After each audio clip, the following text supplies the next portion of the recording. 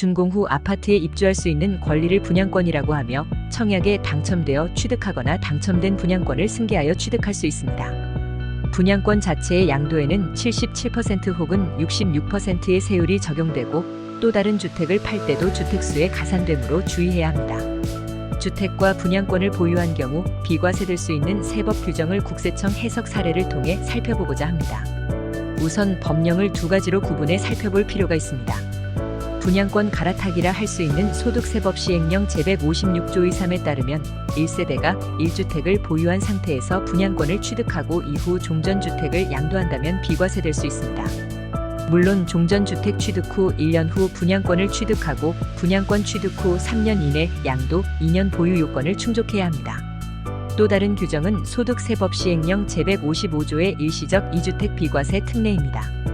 분양권이 아닌 주택을 순차적으로 취득했을 때 종전주택이 비과세될 수 있는 규정으로 상기 분양권 갈아타기와 기본적인 내용은 동일합니다. 다만 취득 순서에 따라 비과세 적용 여부가 달라질 수 있으므로 사례를 통해 법령 취지를 명확히 이해할 필요가 있습니다.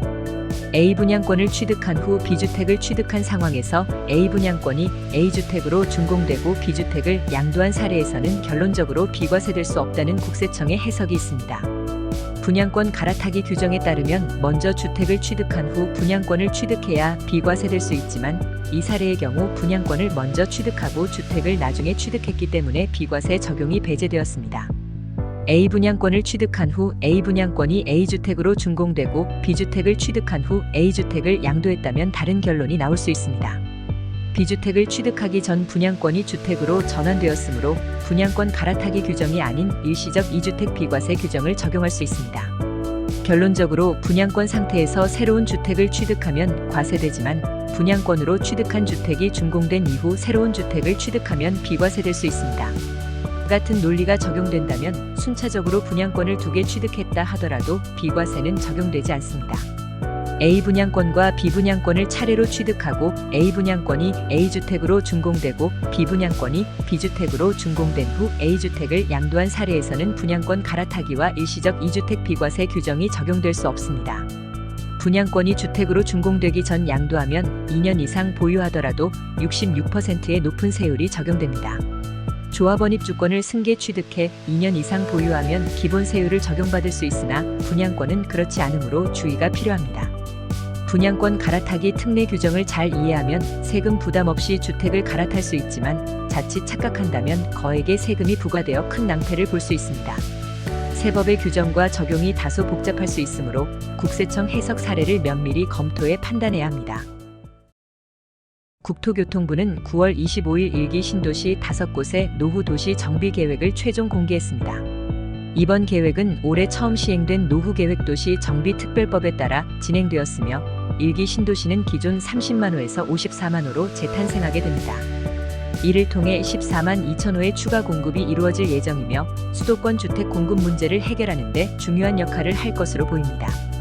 일기 신도시는 1980년대 후반 수도권의 주택 부족을 해소하기 위해 조성된 대표적인 신도시입니다.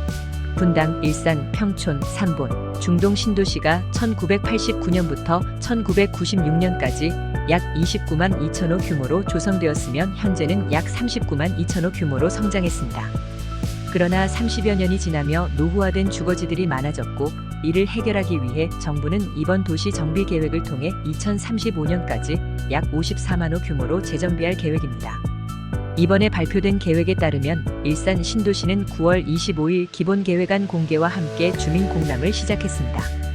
8월 14일 중동 삼본, 8월 30일 평촌, 9월 10일 분당 순서로 이미 일기 신도시 기본계획이 공개되었습니다. 일산을 마지막으로 5곳 모두의 계획이 제시되었습니다. 이로써 일기 신도시가 향후 14.2만 호의 추가 공급 기반을 갖추고 재탄생할 준비가 완료되었습니다. 일산 신도시는 활력있고 생동감 있는 공원 도시를 비전으로 설정하고 녹지와 공원을 중심으로 한 쾌적한 도시 환경을 유지하는 동시에 주거, 일자리, 문화가 융합된 복합 공간을 조성할 예정입니다. 용적률은 기존 169%에서 아파트 300%, 주상복합 360%로 대폭 상향되어 2만 7천 가구의 추가 공급 기반이 마련됩니다. 이를 통해 일산 신도시의 계획 인구는 24만 명에서 30만 명으로 증가하게 됩니다. 이 외에도 분당 신도시는 용적률 326%, 평촌과 삼보는 330%로 각각 상향되며 각 지역별로 적정 개발 밀도를 설정해 주거지와 인프라 확충을 동시에 추진할 계획입니다. 특히 1기 신도시는 교통, 자족도시, 복지 문화 등 5가지 목표를 설정해 지속 가능한 미래형 도시로 탈바꿈할 예정입니다. 이 계획은 주민 공람 후 지방의회 의견 청취와 노후계획 도시정비 지방위원회의 심의를 거쳐 경기도의 승인을 받게 되며 연내 기본계획 수립이 완료될 계획입니다. 국토교통부는 이번 도시 정비 계획을 통해 주거 환경 개선은 물론 수도권의 주택 부족 문제를 해결하고 주민들의 삶의 질을 높이는 데 기여할 것이라고 밝혔습니다. 국토교통부가 9월 23일부터 27일까지 1기 신도시 재건축 선도지구 신청을 받으면서 각 단지들이 선도지구 지정을 위해 막바지 경쟁에 돌입했습니다. 특히 경기도 분당 지역에서는 동의율 확보를 위해 다양한 전략을 동원하는 모습이 포착됐습니다. 22일 정비업계에 따르면 분당 시범단지의 삼성한 신한양 아파트와 우성 현대 아파트는 인근 소규모 단지들과 결합해 추가 가점을 받는 방안을 고려 중입니다.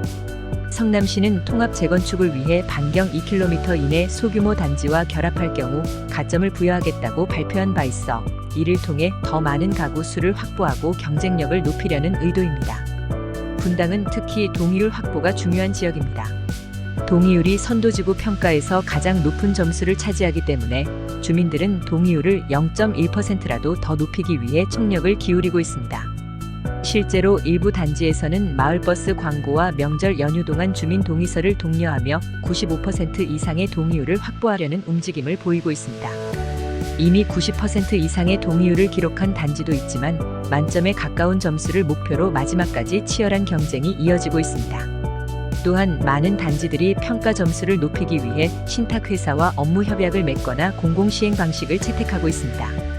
분당의 순회동, 구미동 등 일부 단지는 한국토지주택공사와 협력해 공공시행 방식의 재건축을 추진 중이며 서현효자촌과 효자촌 빌라 등은 신탁사와 MOU를 체결했습니다. 이는 기존의 조합 방식보다 가점을 받을 수 있기 때문에 선택된 전략입니다. 정비업계 관계자는 기존의 조합 방식으로는 선도지구 지정 경쟁에서 불리할 수 있어 우선 공공시행이나 신탁 방식으로 제출한 후 지정이 완료되면 다시 조합원들의 의견을 조율하려는 단지들이 많다고 전했습니다. 이 과정에서 갈등과 혼란이 발생할 가능성도 있다고 덧붙였습니다. 분당 외에도 일산, 평촌, 삼본, 중동 등 다른 1기 신도시들도 선도지구 지정을 위한 경쟁이 치열합니다. 인근 한 중개업자는 선도지구로 지정되면 재건축이 더욱 수월해질 뿐만 아니라 집값에도 긍정적인 영향을 미칠 가능성이 크기 때문에 각 단지들이 동의율을 최대한 확보하려고 노력 중이라고 밝혔습니다.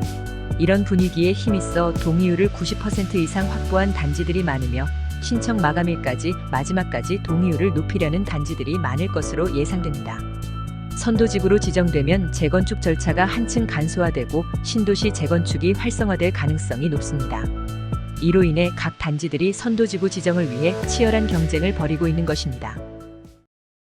경제협력개발기구 OECD는 9월 25일 발표한 중간 경제 전망에서 2024년 세계 경제 성장률을 3.2%로 예상했습니다. 이번 전망에서 OECD는 세계 경제가 회복력을 유지하고 있으며 물가 상승률은 점차 둔화될 것으로 분석했습니다. 특히 서비스 분야가 제조업에 비해 우수한 성과를 보이고 있으며 실질임금 증가가 가계소득과 소비를 떠받치고 있다고 평가했습니다. 다만 팬데믹 이전 수준으로의 완전한 회복은 아직 이루어지지 않았다고 덧붙였습니다. OECD는 향후 세계 경제 성장률이 2024년과 2025년 모두 3.2% 수준을 유지할 것으로 전망했습니다. 물가 상승률은 2024년 5.4%, 2025년에는 3.3%로 더욱 안정될 것으로 보입니다. 물가가 안정되면 실질임금 상승과 민간 소비에 긍정적인 영향을 미칠 것으로 예상됩니다. 미국의 경우 성장 속도가 둔화되더라도 완화적 통화 정책이 이를 보완해 2024년 2.6%, 2025년 1.6% 성장을 기록할 것으로 보입니다. 유로존은 실질임금 상승과 유동성 개선으로 2024년 0.7%, 2025년 1.3% 성장이 예상됩니다. 중국은 정부의 경기 대응책이 위축된 수요와 부동산 침체를 보완하며 2024년 4.9%, 2025년 4.5% 성장할 전망입니다. 한국 경제는 글로벌 반도체 수요 강세에 힘입어 2024년 2.5%, 2025년 2.2%의 안정적인 성장을 기록할 것으로 예상됩니다. 수출 호조가 경제 성장을 이끌 주요 요인으로 꼽히며 물가 상승률은 2024년 2.4%, 2025년 2.0%로 낮아질 전망입니다. 이는 한국 내외 주요 기관들의 예측과 유사한 수준입니다. OECD는 이번 보고서에서 지정학적 리스크와 노동시장 둔화, 금융시장 변동성 등을 세계 경제 성장의 주요 하방 요인으로 지적했습니다. 특히 무역 갈등이 투자 위축과 수입 가격 상승을 초래할 수 있으며 인플레이션이 예상보다 빠르게 완화되지 않으면 금융시장에 과도한 변동성이 발생할 수 있다고 경고했습니다. 반면 상방 요인으로는 실질임금 회복에 따른 소비 증대와 유가 하락으로 인한 물가 안정이 꼽혔습니다. 이러한 요인들이 상쇄되며 세계 경제는 전반적으로 안정적인 성장을 이어갈 것으로 분석됐습니다. 정책 권고로는 인플레이션이 진정되고 노동시장이 둔화될 경우 정책 금리 인하가 필요하다고 제안했습니다. 다만 금리 인하의 시기와 폭은 경제 데이터에 기반해 신중하게 결정해야 한다고 강조했습니다. 또한 중장기적으로는 재정 지속 가능성을 확보하기 위한 단호한 재정 관리가 필요하며 시장 경쟁력을 강화해 장기적인 성장과 재정 부담 완화에 기여할 수 있다고 조언했습니다. OECD는 이번 중간 경제 전망에서 세계 경제가 지정학적 리스크 속에서도 회복세를 이어갈 것으로 예상하면서도 각국의 정책적 대응이 중요한 시점임을 강조했습니다. 2024년 9월 30일부터 전세자금 보증 제도가 변경되면서 전세 대출을 받기 위한 자격 요건이 강화됩니다. 이번 변경은 고액 월세를 통해 자산을 형성하려는 움직임을 억제하고 전세 대출의 적정성을 높이기 위한 조치로 해석됩니다. 기존 제도에서는 전세 보증금 기준으로만 대출 자격을 판단해 수도권 7억 원, 비수도권 5억 원 이하의 임대차 계약을 체결한 경우 전세 대출이 가능했습니다. 월세는 자격 요건에 반영되지 않았지만 9월 말부터는 월세도 보증금 산정에 포함됩니다. 새롭게 적용될 제도는 전월세 전환율을 바탕으로 월세를 보증금으로 환산하여 자격을 심사하는 방식입니다. 현재 적용되는 전월세 전환율은 6.0%로 이 수치는 매년 1월과 7월에 변동될 수 있습니다. 예를 들어 보증금 3억 원에 월세 300만 원을 내는 계약의 경우 월세를 전환율 6%로 환산하면 보증금은 9억 원으로 재산정됩니다. 이 금액은 수도권에서 보증 이용이 가능한 7억 원을 초과하게 되어 결과적으로 전세대출 보증을 받을 수 없게 됩니다. 이번 제도 변경은 고액 월세를 통한 자산 형성을 막으려는 정부의 의도가 반영된 것으로 고가 주택임대차 계약을 맺는 임차인들에게 큰 영향을 미칠 수 있습니다. 특히 서울 강남 3구처럼 집값이 높은 지역에서는 전세대출을 활용한 자금 조달이 더욱 어려워질 가능성이 큽니다. 반면 중저가 주택을 임대하는 실수요자에게는 크게 문제가 되지 않을 수 있지만 월세와 보증금을 적절히 조정하지 않을 경우에도 대출 이용이 제한될 수 있어 주의가 필요합니다. 이 변경 사항은 2024년 9월 30일 이후 신청건부터 적용되며 그 전에 이미 계약을 체결하고 계약금 납부 사실을 입증한 경우에는 기존 규정을 적용받을 수 있습니다. 따라서 주택 임대차 계약을 앞둔 실수요자들은 보증금과 월세를 꼼꼼히 검토하고 변경된 대출 기준에 맞춰 대출 가능 여부를 사전에 확인하는 것이 중요합니다. 2024년 7월 말 기준 국내 은행의 원화대출 연체율이 전월 대비 상승한 것으로 나타났습니다. 금융감독원이 발표한 자료에 따르면 7월 말 국내 은행의 원화대출 연체율은 0.47%로 이는 전월 말 0.42%에서 0.05%포인트 상승한 수치입니다. 또한 전년 동월 말 0.39%와 비교했을 때도 0.08%포인트 증가했습니다. 이번 연체율 상승은 신규 연체 발생과 연체 채권 정리 감소가 주된 원인으로 꼽힙니다.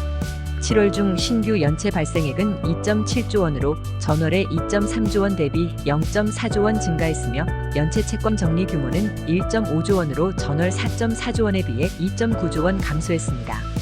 이에 따라 연체율이 상승하는 결과로 이어졌습니다. 부문별로 살펴보면 기업대출 연체율은 0.53%로 전월 말 0.46% 대비 0.07%포인트 증가했으며 중소기업 대출 연체율은 0.67%로 전월 말 0.58%에서 0.09%포인트 상승했습니다. 특히 중소법인과 개인 사업자 대출의 연체율이 각각 0.71%와 0.61%로 전월보다 각각 0.13%포인트, 0.04%포인트 상승한 것이 눈에 띕니다.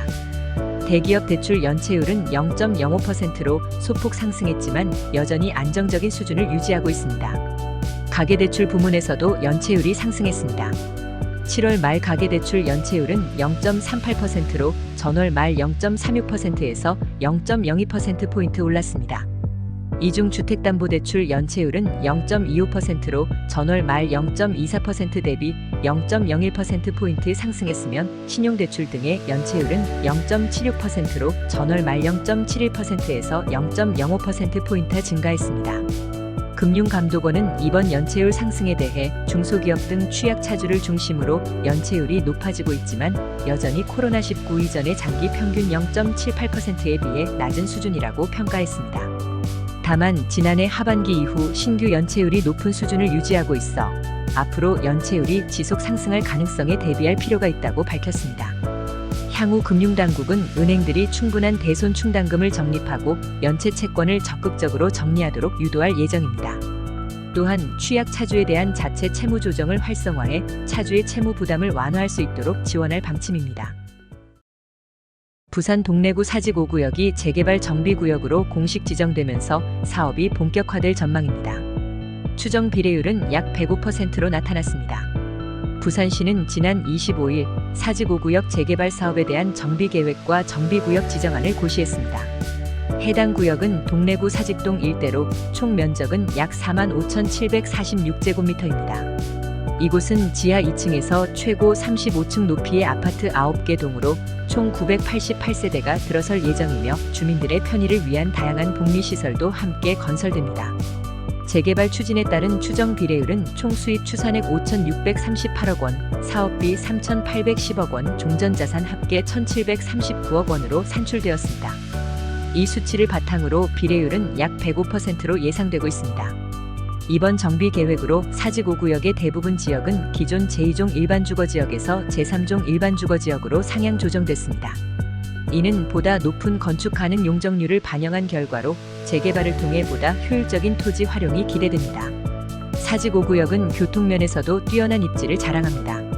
지하철 1, 4호선 동래역, 3, 4호선 미남역, 1호선 동해선 교대역 등 다양한 노선을 이용할 수 있어 대중교통 접근성이 우수합니다.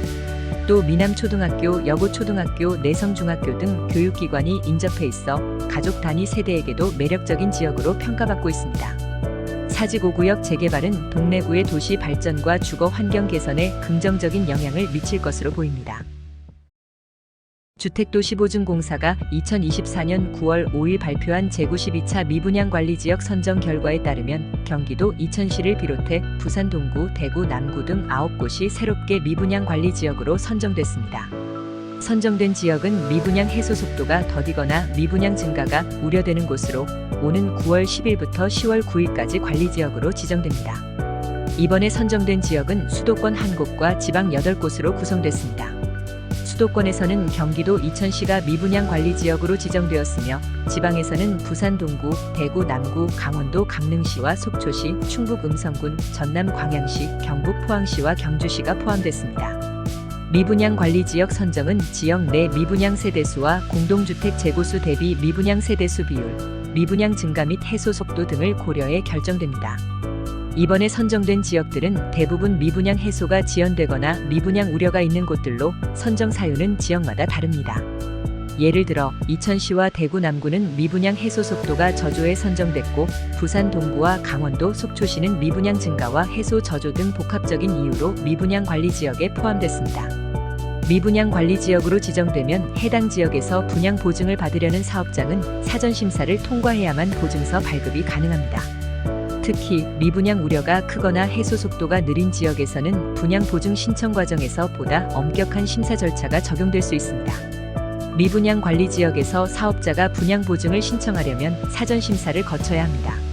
사전 심사 대상은 미분양 관리 지역 내에서 분양 보증을 발급받으려는 사업장이며 이를 위해 사업자는 관련 서류와 함께 관할 영업지사에 신청해야 합니다.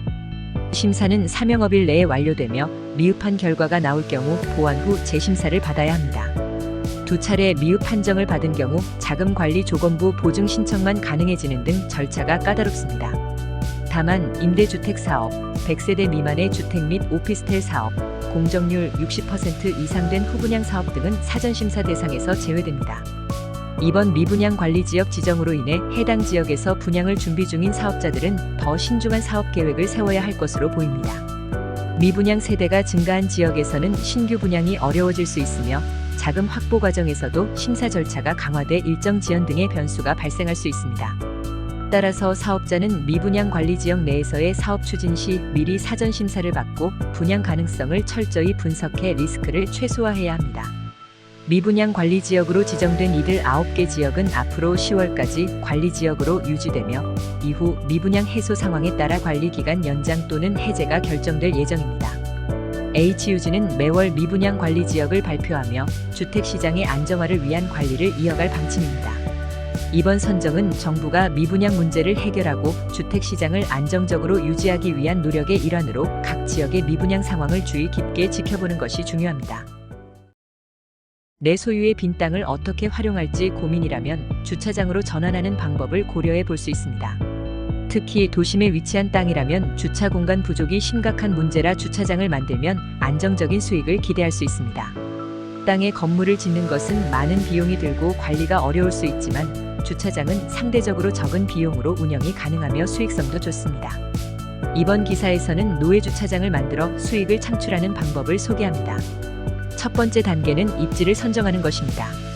내 땅이 주차장으로 적합한지 알아보려면 해당 지역이 노예 주차장 설치 제한 지역인지 확인해야 합니다. 주차장법에 따르면 주차장은 크게 노상 주차장, 노예 주차장, 부설 주차장으로 구분되는데 노예 주차장은 개인 땅에 설치할 수 있는 형태입니다. 이를 설치할 때는 반드시 관할 지자체에 통보해야 하므로 입지 확인 후 관련 서류를 준비해야 합니다. 두 번째 단계는 주차장 조성입니다. 주차장을 만들 때는 법에 정해진 구조와 설비 기준을 맞춰야 합니다. 주차장 바닥을 포장하고 차량이 진입할 수 있는 출입로와 안전한 주차 구역을 마련하는 것이 중요합니다. 또한 정산기를 설치해 요금을 받을 수 있도록 준비해야 합니다. 세 번째 단계는 노예 주차장 설치 통보입니다. 주차장을 다 조성한 후에는 관할 관청에 설치 통보서를 제출해야 합니다. 여기에는 주차시설 배치도와 관련 서류를 포함해야 합니다. 마지막으로 사업자 등록 절차를 거쳐야 주차장을 공식적으로 운영할 수 있습니다. 사업자 등록을 하지 않고 영업을 하면 불법이 될 수 있기 때문에 반드시 등록 절차를 마쳐야 합니다. 이후 주차장을 방치하지 않고 성실하게 운영하는 것이 중요합니다. 주차장을 관리할 때는 각 지자체 조례에 맞게 운영해야 하며 유지보수에도 신경을 써야 합니다. 만약 방치하거나 관리가 소홀하면 불이익이 발생할 수 있습니다. 빈 땅을 주차장으로 바꾸는 것은 생각보다 간단하면서도 수익성이 높은 방법입니다. 주차 공간이 부족한 지역이라면 꾸준한 수입을 기대할 수 있어 부동산 활용에 좋은 대안이 될 수 있습니다. 서울 동대문구 신의문역세권 장기 전세주택 도시정 비형 재개발 사업의 시행자로 대신 자산신탁이 선정되었습니다. 동대문구는 지난 9월 12일 신의문역세권 재개발 사업의 시행자를 대신 자산신탁으로 지정하며 고시했습니다. 이번 재개발 구역은 이문동 168-1번지 일대로 전체 면적은 약 39,718제곱미터에 달합니다. 신의문역세권은 2020년 12월 정비구역으로 처음 지정된 이후 2024년 6월 정비계획이 변경되면서 사업성이 개선된 지역으로 평가받고 있습니다. 정비구역 면적이 확대되며 당초 계획보다 세대 수도 늘어나 기존 990세대에서 1265세대로 증가했습니다. 재개발 사업은 법적 상한 용적률 450.6%가 적용되며 최고 40층 높이의 아파트 1265세대가 건설될 예정입니다. 이 중 251세대는 장기 전세주택, 114세대는 재개발 임대주택으로 공급될 계획입니다. 또한 단지 내 다양한 부대복리 시설도 함께 조성될 예정입니다. 신의문역세권은 서울 지하철 1호선 이문역과 인접한 초역세권으로 교통 편의성이 뛰어난 지역입니다. 또한 인근에는 이문초, 석계초, 석관중, 경희여고 등 우수한 학군이 자리하고 있어 주거 환경이 우수하다는 평가를 받고 있습니다. 더불어 중랑천, 천장산, 의릉 등 자연경관을 가까이에서 즐길 수 있는 쾌적한 생활 환경을 제공합니다. 이번 재개발을 통해 신의문역세권은 주거 환경이 대폭 개선될 것으로 기대되며 1265세대의 공급이 완료되면 해당 지역은 주택 수요자들에게 큰 관심을 받을 것으로 보입니다. 수원시 영통구 원천동에 위치한 포레나 영흥숲 아파트의 무순위 청약이 10월 2일 수요일 오전 9시부터 오후 5시 30분까지 진행됩니다. 이번 청약은 1순위와 2순위 청약에서 남은 물량에 대해 별도의 청약 통장 가입 조건 없이 신청할 수 있습니다. 당첨자 발표는 10월 7일 월요일에 예정되어 있습니다. 입주자 모집 공고일은 2024년 9월 23일 월요일로 이를 기준으로 청약 자격 조건이 판정됩니다. 포레나 영흥숲은 최초 입주자 모집 공고가 2021년 8월 20일에 이루어졌고 최초 사용 승인일은 2023년 11월 23일로 입주한 지 10개월 경과된 아파트입니다. 포레나 영흥숲 아파트는 지하 2층, 지상 20층으로 총 2개 동 157세대로 구성되어 있으며 이번 무순위 청약에서 나온 물량은 68제곱미터 1세대와 84제곱미터 2세대입니다. 68제곱미터 타입의 분양가는 5억 5,900만 원이며 확장비 796만 원이 추가되어 총 5억 6,696만 원에 공급됩니다. 84제곱미터 타입은 분양가 6억 8,150만 원에 확장비 893만 원이 더해져 총 7억 원 수준입니다. 이번 무순위 청약의 당첨자 선정 방식은 경쟁이 있을 경우 무작위 추첨으로 결정되며 이번 분양 물량은 전매 제한이 없습니다. 계약 후 90일 이내 잔금을 납부하면 바로 입주할 수 있습니다. 신청 자격은 국내 거주 성년자라면 누구나 가능하며 청약에서 분양권을 소유한 경우 주택을 소유한 것으로 간주됩니다. 따라서 향후 청약에서 주택 소유 여부에 유의해야 합니다. 유상 옵션도 주목할 만한데 102동 803호는 1,500만 원의 유상 옵션으로 시스템 에어컨과 현관 중문 등이 포함되어 있으며 1,002동 702호는 900만 원으로 시스템 에어컨과 전기 쿡탑이 포함되어 있습니다. 추가로 102동 1,001호는 1,750만 원의 유상 옵션으로 시스템 에어컨, 현관 중문, 그리고 바닥 타일 등이 설치되어 있습니다. 모든 유상 옵션은 승계 조건으로 계약이 진행됩니다. 매물 호가를 보면 68제곱미터 타입 매물은 6억 원에서 6억 2천만 원에 나오고 있으며 84제곱미터 타입 매물은 7억 9천만 원에 나와 있습니다. 이번 청약은 청약 통장 가입 여부와 관계없이 신청할 수 있으며 전매 제한이 없고 빠른 입주가 가능해 좋은 투자 기회로 보입니다. 통계청이 발표한 2024년 8월 국내 인구 이동 통계에 따르면 이동자 수는 총 51만 1천 명으로 전년 동월 대비 5.1% 감소했습니다. 이는 2만 7천 명이 줄어든 수치입니다. 인구 이동률은 11.8%를 기록하며 0.6%포인트 하락했습니다. 인구 이동률은 인구 100명당 이동자 수를 나타내는 지표로 이번 8월 이동률은 작년 같은 기간보다 낮아졌습니다. 전체 인구 이동 감소는 주로 주거 안정화와 경제적 요인, 그리고 사회적 변화가 복합적으로 작용한 결과로 보입니다. 예를 들어 최근 몇 년간 집값 상승과 금리 인상이 이어지면서 주거 이동이 제한되고 고용 상황도 영향을 미친 것으로 분석됩니다. 이로 인해 전반적인 주거 이동이 줄어들며 인구 이동 감소세가 나타났습니다. 인구 이동 유형을 보면 시도 내 이동자는 전체의 65.2%, 시도 간 이동자는 34.8%를 차지했습니다. 시도 내 이동자 수는 5.7% 감소했고 시도 간 이동자 수는 3.9% 감소해 전국적으로 인구 이동이 둔화되고 있는 양상을 보여줍니다. 시도별 순이동을 보면 경기, 인천, 충남 등 5개 시도에서 순유입이 발생했습니다. 반면 서명, 부산, 경북 등 12개 시도는 순유출이 이어졌습니다. 특히 서울은 주택가격과 생활비 부담 증가 등으로 인해 계속해서 순유출이 발생하며 수도권 외곽 지역으로의 이동이 두드러졌습니다. 순이동률 기준으로는 세종, 인천, 경기 등이 주요 순유입 지역으로 나타났습니다. 세종은 정부기관의 이전과 행정중심지 역할 강화로 인해 높은 순유입을 기록했습니다. 인천과 경기는 수도권 내에서도 상대적으로 주거 여건이 개선된 지역으로 평가받고 있습니다. 반면 제주, 울산, 광주는 순유출을 기록해 지방 대도시들의 인구 감소가 계속되고 있음을 시사합니다. 이번 통계는 8월 한 달 동안 주민등록상 전입신고를 기준으로 산출된 것으로 국내 인구 이동의 흐름을 분석하는 중요한 지표입니다. 특히 수도권으로의 유입은 지속되고 있지만 전체적인 이동자 수의 감소는 경제적 불안정성과 주거비 부담이 주요 원인으로 작용하고 있는 것으로 보입니다. 이는 향후 주거 정책과 인구 분산 전략에 중요한 시사점을 제공합니다. 통계청은 매달 인구 이동 통계를 발표하며 이를 통해 주거, 경제, 사회적 흐름을 파악하는 데 중요한 자료로 활용하고 있습니다. 2024년 말까지 국내 인구 이동 추이를 주목할 필요가 있으며 특히 수도권으로의 인구 집중과 지방에서의 인구 유출이 향후 정책 수립에 어떤 영향을 미칠지 관심을 모으고 있습니다. 지금까지 하우스존 부동산 신문이었습니다. 지속적으로 부동산 뉴스와 매물을 동시에 받아보시려면 구독과 좋아요 부탁드립니다. 감사합니다.